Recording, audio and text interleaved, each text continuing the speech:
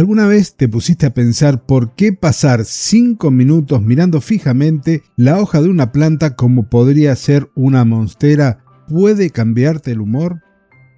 Mientras que si te pones a mirar una pared lisa, esta te genera ansiedad.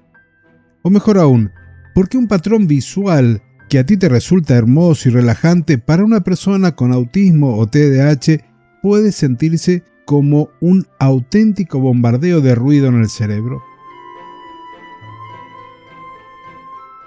Bienvenidos a un nuevo episodio del podcast de Neuropaisajismo, Jardinería y Horticultura Terapéutica.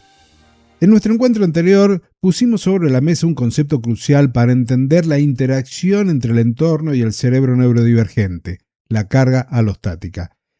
Hablamos de cómo se gasta un porcentaje altísimo del presupuesto energético diario simplemente filtrando y organizando los estímulos sensoriales básicos del día a día. Hoy quiero dar el siguiente paso lógico. Si ya sabemos que un espacio mal planificado agota neurológicamente a una persona, ¿cómo diseñamos un paisaje que actúe a la inversa? La respuesta de las neurociencias aplicadas y del paisajismo salutogénico es la arquitectura de zonas sensoriales. Pero antes de comenzar con este tema, quiero compartir contigo algo que me sorprendió y muchísimo. Y es que la audiencia de este podcast mayoritariamente está en Asia. El país en donde más me escuchan es Vietnam. Luego le siguen España, Argentina, Chile, Estados Unidos, Japón y Brasil. Con lo cual podríamos decir que el 30% de la audiencia se encuentra en Asia. Así que hoy dedico este episodio a aquellos que trascienden la barrera del idioma para incursionar en los temas que hoy comparto. Un caluroso y respetuoso saludo para cada uno de ustedes. Y ahora sí, entonces, comenzamos con el episodio de hoy y me gustaría empezar con una metáfora. Imaginemos el sistema nervioso como un filtro de café. En una persona neurotípica, el filtro es uniforme, la información pasa a un ritmo predecible. Pero en un cerebro neurodivergente, este filtro tiene texturas variables. En algunas zonas, los poros son muy grandes y saturan el sistema con demasiada intensidad, y en otras son tan cerrados que bloquean el estímulo. Por lo tanto, no podemos diseñar un jardín con un nivel de estimulación plano o fijo. Lo que hacemos, dentro del neuropaisajismo y el corpopaisajismo, es crear una topografía sensorial, diferentes estaciones de radio, dentro de un mismo espacio, para que cada usuario sintonice la frecuencia que su sistema nervioso necesita en cada momento. Tanto en el patio trasero de un hogar residencial como en las áreas verdes de una institución sociosanitaria, esta arquitectura se estructura en 3 grandes regiones biológicas y visuales. La primera se corresponde a las zonas de alta estimulación controlada. Comenzamos en las zonas diseñadas para el compromiso activo y la exploración. Hay neurotipos, como el cerebro con TDAH, que operan bajo lo que la neurobiología denomina hambre de dopamina. Necesitan estímulos atractivos para activar sus sistemas de atención sostenida. De lo contrario, caen en la apatía o en la distracción crónica. En este espacio introducimos lo que llamamos complejidad organizada. Aquí es donde brillan las plantas con una arquitectura foliar dramática y patrones visuales sofisticados.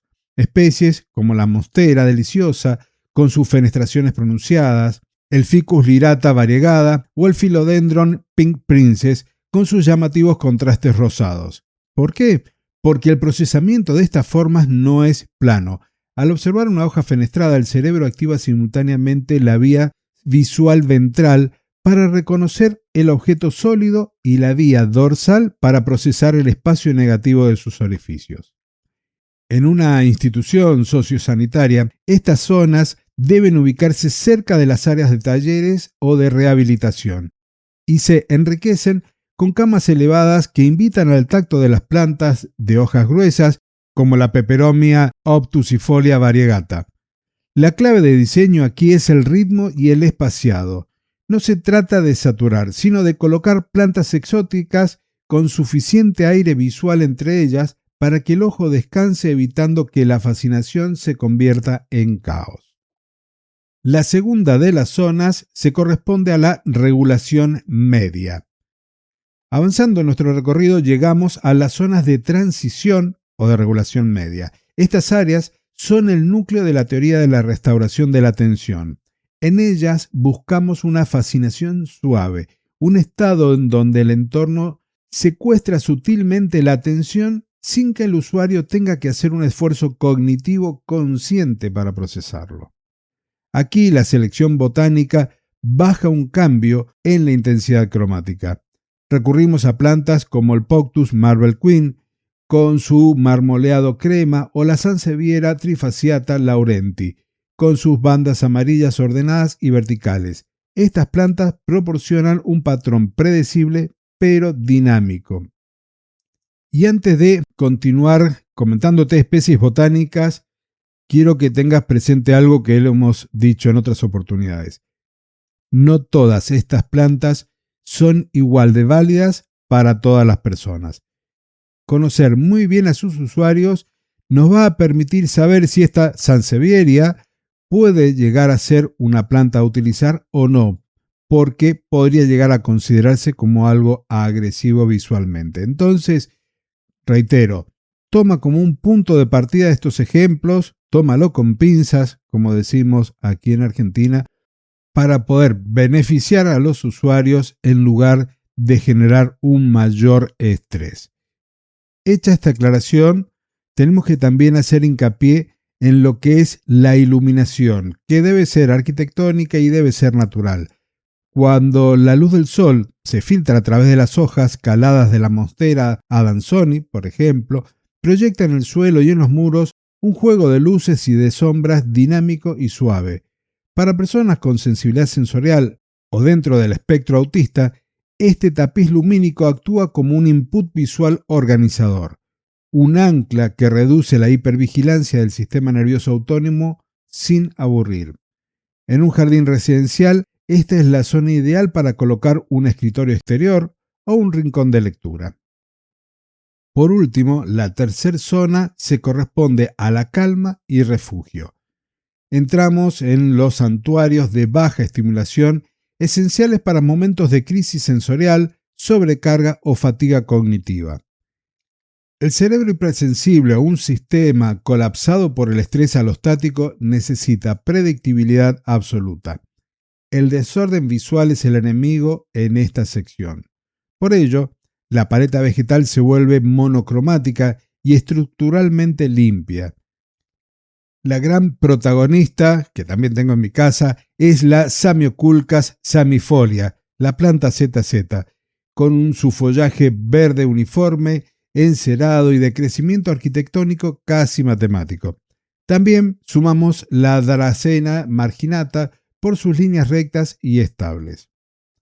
Tanto en el ámbito clínico como en el residencial, el diseño de esta zona debe responder al concepto de privacidad gradual o al refugio con perspectiva, lo que dentro de los arquetipos espaciales podríamos representarlo con una cueva y en algunos casos con un puerto. Estructuramos los asientos de modo que queden protegidos por cortinas verdes densas a los lados y por la espalda, brindando contención neurológica contra la ansiedad, pero manteniendo una ventana visual despejada hacia el frente para que no se sienta claustrofóbico.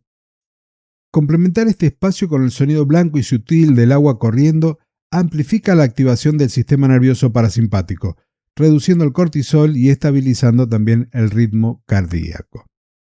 Como diseñadores y terapeutas, hay un error gravísimo que vamos a tener que evitar: los cambios abruptos. Pasar directamente de una zona de alta estimulación a una de calma total puede desregular un sistema nervioso sensible, de la misma manera en la que nos encandilamos al salir de golpe de un cine oscuro a la luz del mediodía. La verdadera magia de la arquitectura sensorial está en los senderos de transición. Diseñamos secuencias botánicas. Por ejemplo, para salir de un área estimulante hacia el refugio, guiamos el camino usando primero un Philodendro Brasil de variegación media, luego pasamos a un Philodendro scandens de variegación mínima, para terminar en un verde liso y pacífico de un Philodendron cordatum. Además, hacemos que los senderos tengan curvas suaves. El usuario debe poder vislumbrar físicamente la siguiente zona antes de llegar a ella, porque permitirá que su cerebro se prepare neurológicamente para el cambio de ambiente. Y como conclusión, podemos decir que ya sea que estemos adaptando el jardín de una casa para un niño con autismo o planificando las hectáreas de un centro de salud, la arquitectura de zonas sensoriales nos demuestra que la naturaleza no es un elemento decorativo monolítico. Sus efectos terapéuticos no son casualidad, responden a geometrías fractales, adaptaciones evolutivas y cascadas neurobioquímicas que hoy podemos medir y proyectar.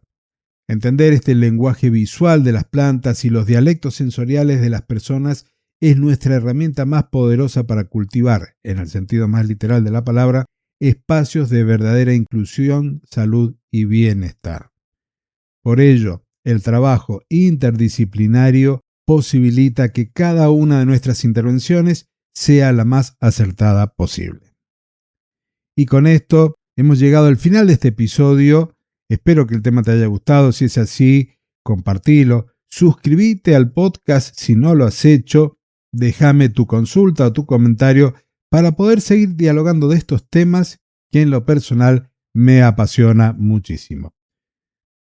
Te dejo en la descripción de este episodio el enlace para que puedas descargar la guía gratuita de los 5 errores neurocientíficos en jardines sanadores y de paso suscribirte a mi boletín gratuito también semanal que llegará cada martes a tu buzón de entrada. Nos encontramos la próxima semana en una nueva edición de este podcast dado a llamar Neuropaisajismo, Jardinería y Horticultura Terapéutica. Hasta entonces y muchísimas gracias.